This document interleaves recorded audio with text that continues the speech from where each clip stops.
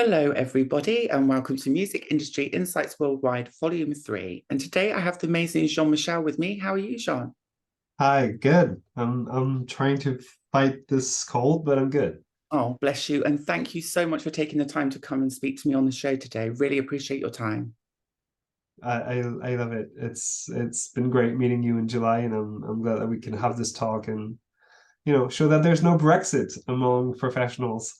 Likewise, it's such a pleasure to meet you. And thanks again. Do you want to tell the viewers a little bit about yourself, where you're from, and what you do? All right, my name is Jean-Michel Aubry Journet, and I work from France. I've been in the music industry for about 12 years now, including 8 years as an artist manager and publisher independently. What else can I tell you about me? Great. I created Music 2, France in 2020. That was I worked with Rose Lamy, who's an activist on social media, and we decided to create a page on Instagram to gather testimonials from people who had endured sexist and sexual violence in the music industry in France, and that that made quite a bit of noise in 2020 and 2021. Yeah. That There was was a lot fun. going on around that, wasn't there? And I think we needed to shine a light on some of the issues that the industry faces. So thank you for doing that. And how long have you actively been in the music industry and entertainment industries for? Since 2012. Actually, I worked in a big company called Teleperformance. I believe there's some in UK. Like they're all over the world. It's a marketing and telemarketing, and what I did was mostly technical support with them. And I stayed there for 10 years. Actually, let's go back to the very first thing is actually I wanted to work in the music industry when I was a kid, Yeah. and when I finished school when I was 21, and I actually had the opportunity to meet a dancer who was dancing for Janet Jackson and Ricky Martin. Wow. Um, and her boyfriend at the time was managing the Will Smith family. Oh, yeah. And so I went to meet him, and the idea was that he was trying to work with a British artist called Samantha Mumba. I know And she's Irish, actually. Yeah. And yeah, yeah. and so he was trying to import her to the US, as a growing, pop singer. And he said, if I manage to do that, I can put you on the green card for the whole team, and you come and you work with me in LA. And I was Wow. like, wow, this is really cool. Gosh. And so I took this job at Teleperformance in 2001, Yeah. expecting to be back in LA 3 months later. And I spent 10 years in that company, never went back to LA. I mean, I did, but not in these circumstances, and kind of forgot, everything about the music industry other than being in love with music and going to concerts all the time. And 10 years later, I meet this British artist called Alice Russell, who's a soul singer, who was one of my favorite artists. And I go home and I'm like, this is what I wanted to do 10 years ago. What the fuck am I doing here? Why am I still, answering to Korean clients who don't understand what it's like to be in Europe, and why we have different languages, and why we don't think like them? It was a crazy year, Yeah. 2010. And so I'm like, well, Alice put me in touch with the people at her label who told me about a bit about the industry, and about this training that I could get from a French organization. And so I was like, okay, let's.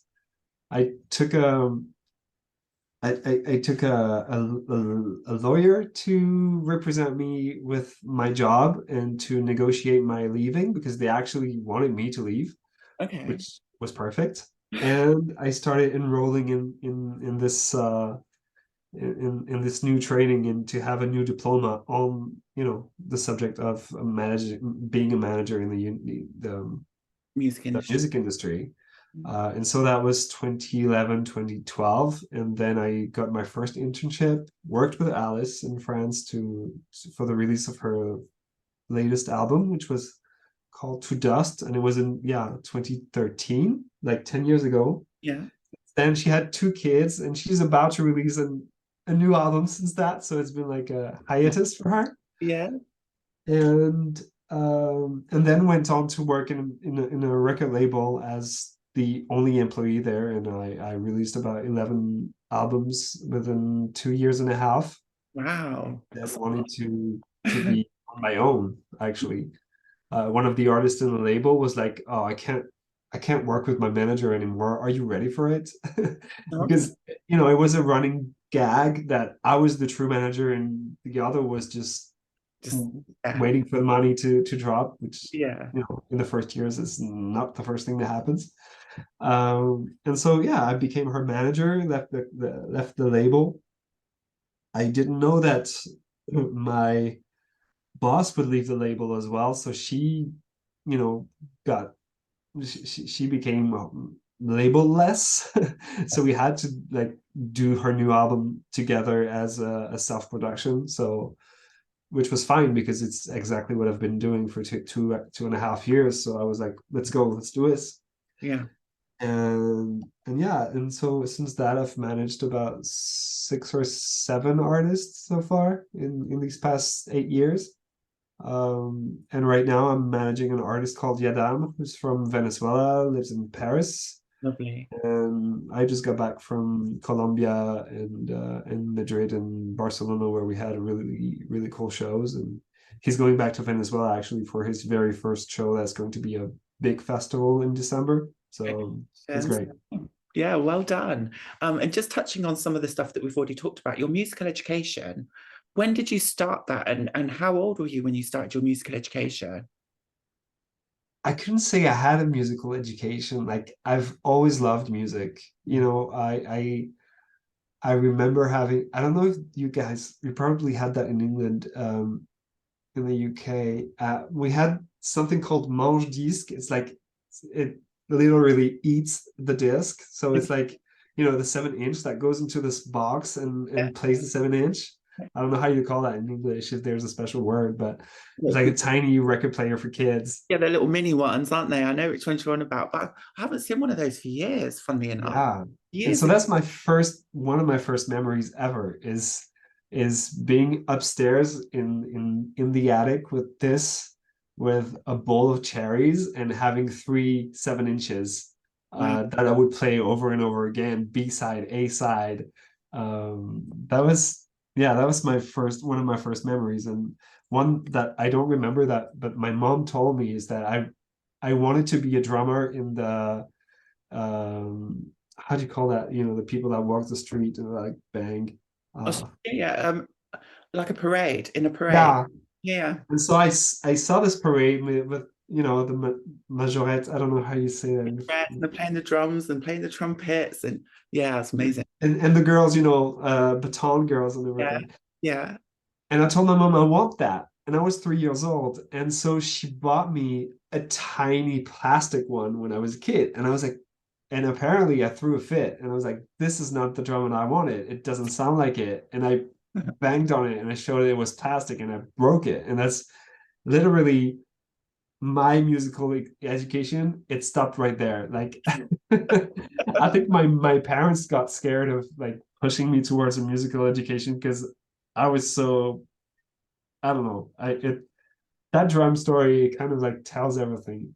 I was, I had expectations already back when I was 3, so I wanted it to sound good, and I know I do have an issue with learning. Like I don't want to learn. I want it to sound good, and I think I would really be frustrated if I had to learn an instrument or anything. Like it's really tough for me. So I do not have any musical background or knowledge on music, but I've studied. I've watched so many documentaries, listened to so many artists, and listened to lyrics, and that's actually how I got my English. It's really learning through the lyrics of Michael Jackson and Whitney Houston and Janet Jackson, like the soul and R&B of the 90s and watching Friends on TV and everything, but music really was my motivation to learn to speak English and to learn more of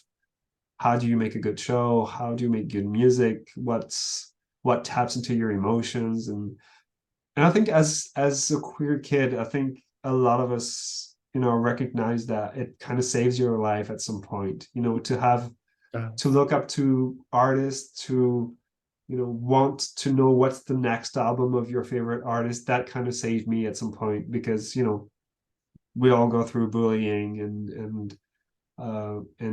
difficulties of you know, to accept yourself and identify yourself and know exactly what you fit in, why you don't fit in. You know, teenage years are really tough because everybody's pointing to you as a faggot, and you're like, I'm not. Yeah. No, like, and Yeah. people know before you do, I guess. But it's not really sensitive to tell that to someone, you know. It's and it's really harsh when you're like 14, 15, and all that was left for me is music. And that was my go-to. That was like, that's what I cry to, that's what I laugh to, that's what I dance to. That's and it really helped me throughout a lot of self-discovery, and, you know, even throughout higher education. When I was in university, I think my third year in university was a year that I finally got cable internet at home, and so I was connected with a lot of people in America, Yeah. because I was a big Janet Jackson fan, Am I? and we had fan forums. Janet would drop by a lot, and that was kind of like the first time of having the sense of community of, you know, people who are fans, yes, but also talk to each other, have self-discovery experiences about, you know, love and attraction. And it was kind of a like, yeah, it was an experience. And it's something that definitely was hard on my studies because I did not get a lot of sleep. My mom was really worried about that. But at the same time, it totally saved me and helped me, you know, feel safer in my identity and where I talk from and what I want to do in life. Yeah, I totally feel you on that actually. And that's a beautiful story. Thank you for sharing that.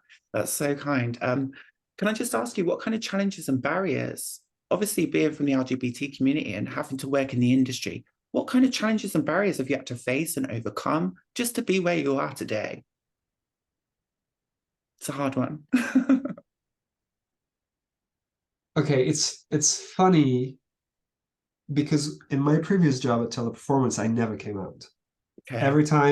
Every time we had lunch with colleagues and it would come down to what did you do this weekend, I would kind of pass, and no one would really notice. You know, they would tell, you know, what they did with their spouse and with their kids, and I would never say anything, or I would not use the plural. You know, I would say I did this, even if I had been in a relationship for 5 years. But when I decided to be in the music industry, I was like, I'm not going to hide anything. I'm just going to be me, and you know, that's it. But I still found moments where I could retrieve to that, and I would have to, because I feel like I was not in a safe environment. Okay. Um, you know, there's a there's still a sort of masculinity in some aspects to the music industry that are, you know, detrimental to us, to women and LGBT community. Yeah. Uh, Yeah. it's and sometimes you're like, okay, so yeah, and that's also like, I don't want to say it's just the music industry, but also um, being in teleperformance before, I had a lot of rules in terms of, you know, law and work laws. Yeah. And when you get to the music industry, you're like, okay, so before coming into the music industry, if I worked after 10, I would get extra pay. If I work on the weekend, I would get extra pay. There was no alcohol where I had to, you know, on your workplace. And now I'm in the music industry, and basically half of the time is spent in concerts after 10, drinking Yeah. at the bar of the venue with people who are colleagues slash friends slash, you know, and it's so blurry that the relationships. I'm not saying that I like hierarchy. I don't know. Yeah, that's correct. It's not my favorite thing, but there's some rules, you know, people you work with are not necessarily your friends. And you know, in France we have la bise, that you have to kiss people, even guys. And I was like, okay, this is brand new to me. I have to kiss every guy that I saw once before in my life. And I found this kind of detrimental to the workplace to have so many blurry and gray zones where you have to drink, but you're also representing yourself as a professional and representing artists. And and so it, to come back to your question, the difficulty was to actually adhere to these performances of virility and of how you have to drink to be a man, you have to throw up to show that you're a part of the crew.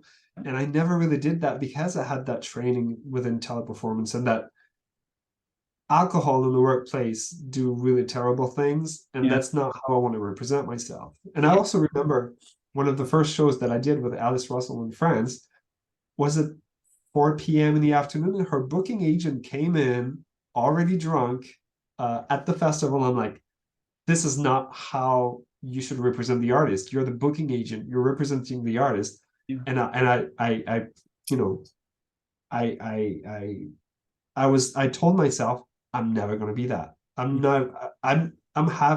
Happy getting drunk with friends, but I'm never going to represent an artist in a professional place Right. where I get shit faced. And I and at the same time, it's crazy because that's what some people expect of you, to be Yeah. part of the gang, to be part of the crew, you know, to do alcohol, maybe to do drugs. It's funny because I was never offered drugs in these past 12 years. I Yeah. know there's drugs in the music industry, but I was never offered. It's probably because I have like blonde with blue eyes and glasses and I look like a nerdy guy, uh, but I never was offered any. But I do have these stories of, yeah, you have to be like part of the gang and part of the crew, and everything is very much a network. And if you want to get this job as an A&R or get this other job, it's good to be in the crew. It's good to be known, you know, and to party with people. And I never wanted to do that, so I'm still independent.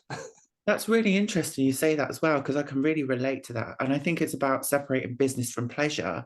But in the music industry, it's like your business is also your pleasure, because a lot of the time you're networking and you're kind of working in these late hours and sometimes early mornings as well. So you're doing really long days. You're not Right. eating much, and then you start having a drink and it can catch up on you, especially when you've had a long day. And I think sometimes it is about ensuring that people are kept safe, but also that people can control themselves in a way that, okay, there is drink here, but I'm also representing myself, I'm representing organizations, and I need to be professional. So yeah, I get you where you're saying about these blurred lines. And has that kind of affected your kind of ability to get opportunities and to be respected, do you think? Oh, absolutely. Yeah. Absolutely. But I I'm fine with that. You know Yeah. what? If Yeah. it's costing me something, like in what we did with music too, about, you know, sexual violence in the music industry, cost me quite a few things as well.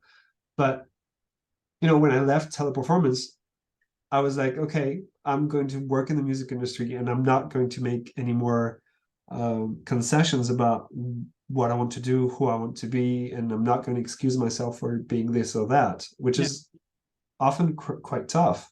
Yeah. But I can't regret being who I am and having a mind of my own. And I wouldn't want to. I didn't really push myself to try to, you know, get into those gangs. I just really early on understood how toxic it could be. And also because I was 33 when I got into the music industry. I was not, you know, a kid Yeah. of 22, 23, just after studies and discovering what, you know, the work. He was disciplined Uh, already. exactly. Like I had these bases, these really stable grounds Yeah. that make it so that, I didn't grow up like this. Yeah. I already had Yeah. grown a little bit, Yeah. and then I saw the wind was blowing a different way, and I was like, no, no, I, I'm yeah. okay. Keep blowing that wind, but Yeah. I'm good Yeah. growing that direction. So I know it's more painful and more difficult for people who, are in their 20s and discovering the music industry as they've never discovered any other work environment. Yeah. And they think that is a work environment, which is not. Anytime someone's going to talk to you about a family, then you should just run. Anytime someone's going to tell you this is how you're going to be successful, you should run as well, because no one has any rules or you know Yeah. so there's a lot of things to say about this industry, and the thing is that a lot of people don't know, and that's what this industry strives on. People who don't know, who are naive, like So if the pop stars are 16 or 17, that's also because they're easy to take into abuse. So the ones that really get out of that are really lucky, or have a good lawyer or good parents that really look out for them, or good managers. That happens. But yeah, it's definitely an industry that strives on profiting from young people, be it artists or professionals that will put in those long hours and stay really late and Well, close their eyes on abuse and on abuse of substances and not being respected in the workplace because they're young and they want to make it in this industry.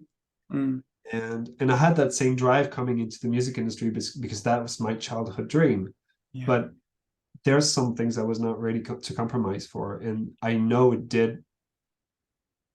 I can say it hurt my career because that's what it is, but I know that some doors didn't open for me, and honestly, it's okay. Did I really want to work with someone who told me I could not understand women because I'm gay? No, No. absolutely. So Absolutely in not. the end, it's not so bad. Good. I'm glad to hear that. There's always a silver lining on every cloud, right? And that's the thing you've got to remember. And I think I've been through situations where it didn't always work out, or I didn't feel comfortable. And I think sometimes it's about going with your gut feeling and saying, is this within my morals? Is this within my values? If it's not, then I don't want to be part of that. And I Right. think that's what you're saying as well, is having that moral compass to say, you know what's right and you know what's wrong. And this isn't acceptable. And I can't allow that. And I don't want to see that. So I'm just going to take myself away from it. And I would say also, as well, as if people are seeing these issues happening of sexual abuse or violence, whatever, please speak up and say, because it helps everybody. We need a safer environment. We need an environment that's inclusive, diverse, but also safe. And people need to feel safe, whoever they Yeah. are, wherever they're from. It's a necessity for everybody, isn't it? Absolutely. Absolutely. And to come back to that idea of the gut feeling, I think it's super important. You have to develop that gut feeling. I remember a few years back, working with YADAM. We decided to work with someone that I was like, I don't like this person. Mhm. I don't think she's amazing, but like she seems to be opinionated and obstinate enough to maybe talk about the product to other people. Yeah, I was like, okay, maybe we should try this.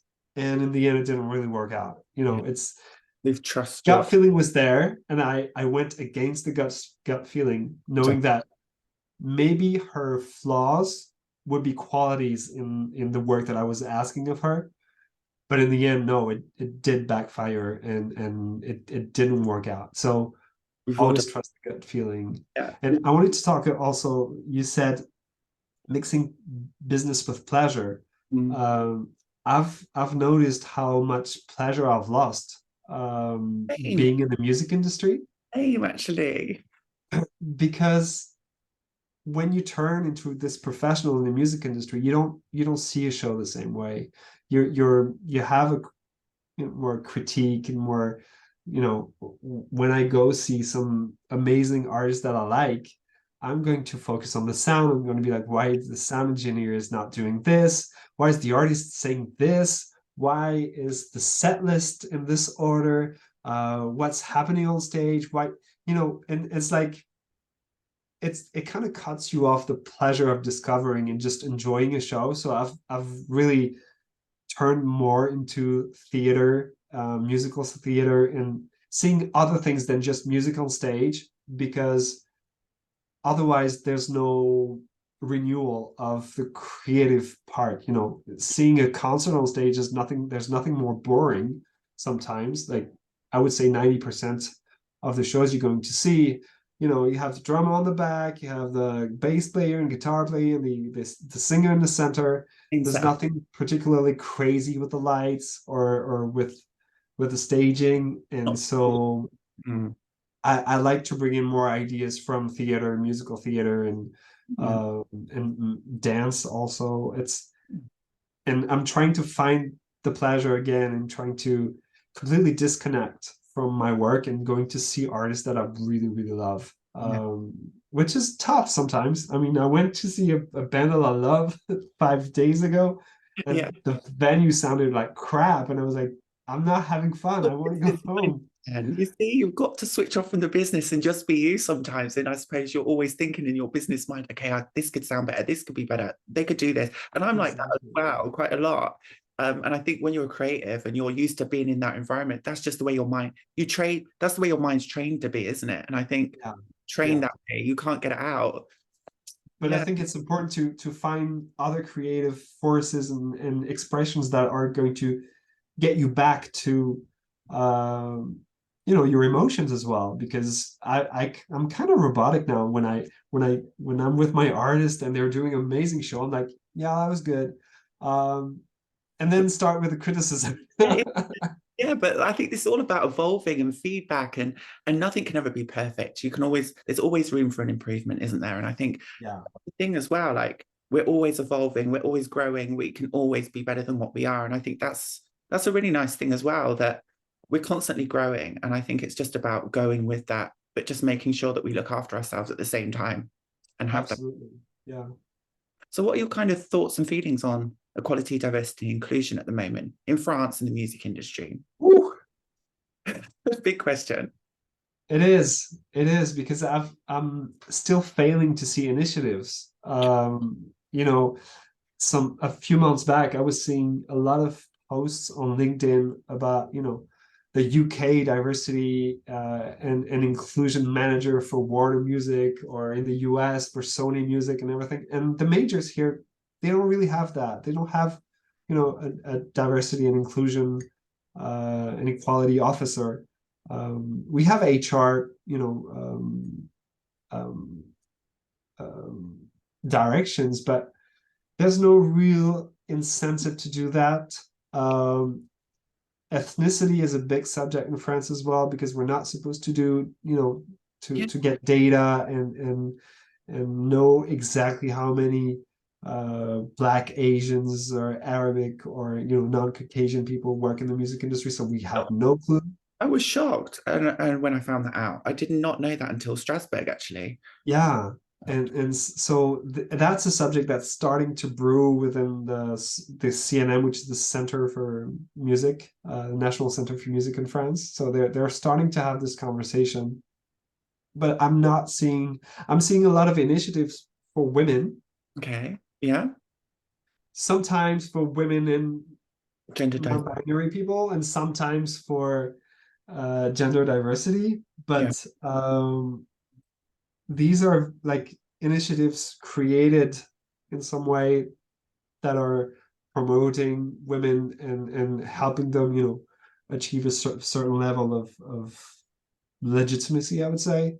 um, but it's still not, you know, equality and inclusion. It's still making a specific, you know, affirmative action for women, and be like, okay, we're good, we're good people, we're doing this for women. And I'm Yeah. seeing also a lot of professionals right now, straight professionals, um, being like, oh, you have to hear my new queer project, I discovered them, they're amazing. And Found that. a couple of weeks ago, I had three different, you know, straight professionals come to me like, you have to hear my new queer project. I'm like, oh, so we're bankable now? This is what And uh, how are these artists, helped through the industry other than, oh, you're bankable now, I'm going to make a great, deal of money out of you, and help you until I start understanding exactly what. I had one manager actually ask me what queer was, and he's managing a queer artist, and I was like, wow, I'm shocked. there's some work there. So I'm happy we're bankable now. Yeah. But And the what trust community is the same, actually. It's become this thing now where people want to, it's kind of like, okay, we've been suppressed for so many years. Now all of a sudden we're starting to get a glimmer of hope. Everyone wants to be part of this community that wasn't necessarily part of it. Totally understand. absolutely. Yeah. And at the same time, it's great, take all the spots and take all the money you can, but then do create, that's what I would say, create an environment where you're really understood Build and legacy you're as really well. supported. Because sometimes I feel like, being an opportunity is not finding an opportunity. You're not the opportunity of someone else. You're your own opportunity, and you have to surround yourself with people who are going to really understand you. And being a gay manager with a gay artist, um, we thought at some points we found, some good partners, and these partners could still come up with, fat phobic or homophobic comments that sound like, oh, it's okay, but then it's not, Not, it sounds like just a patronizing way to say, oh, dress better. yeah. No, it's still kind of like a certain Judgment. type of violence against the artist, and you have to be surrounded with people who are going to understand that violence that we face every day. And if you're not, then you're just a product like any other. And yeah, I mean, some artists are really happy with being a product and going with the flow and going with whoever gives you more money. I'm absolutely not judging that, especially in this day and age. You have to go where the opportunities are, but Yeah. don't be the opportunity for someone else just because of your identity, I think. Great gem. That's a great piece of advice there, Jean-Michel. Thank you. Before, because time's running out now. That's gone so fast already, but we've got another 5 minutes. If anyone else wants to find out more about the work you're doing, they want to connect with you. Is there anywhere they can connect with you, or any links or anything you have to share with us? Sure. I'm on Instagram, JM_Journet, JOURNET. I'm on LinkedIn as well.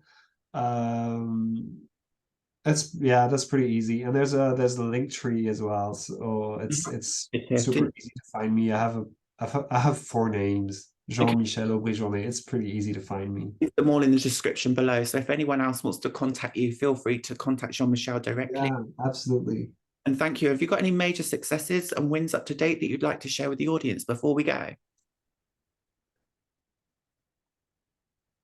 As I was saying, I'm hard at being enthusiastic about the past, and I'm more eager about the future. So I've probably had some great moments.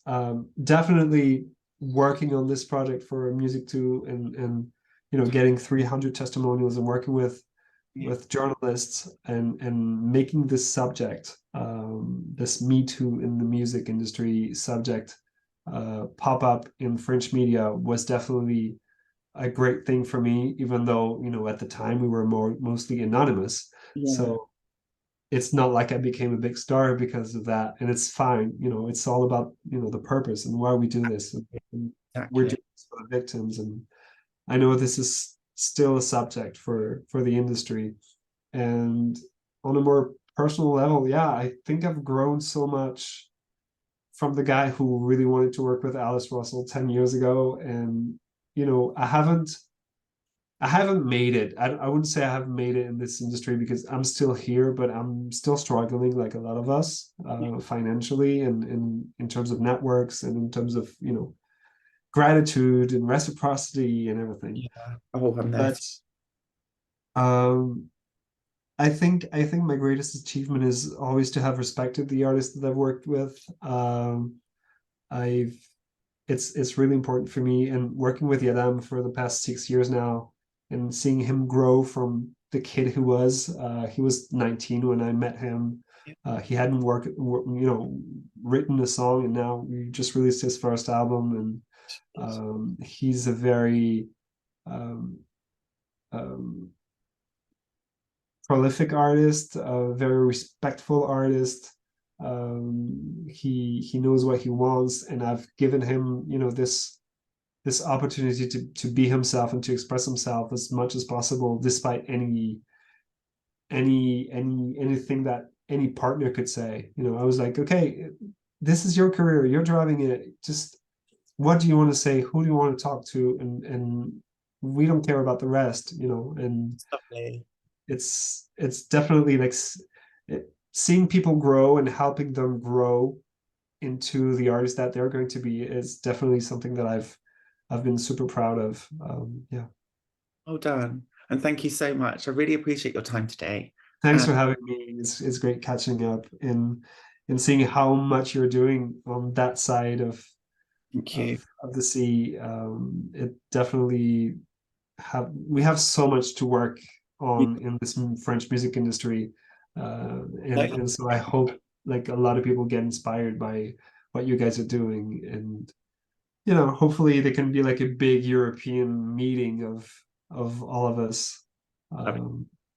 About, you know, I was saying like we met at this conference about gender equality, but I think it's a power struggle, it's a power imbalance that we have to face, and it's not just men and women, it's also like every part of the society and every part of, you know, what we're supposed to be as a music industry that makes people dream the future. And if we can't make people dream of the future is if our industry is not, you know, representing of everyone there.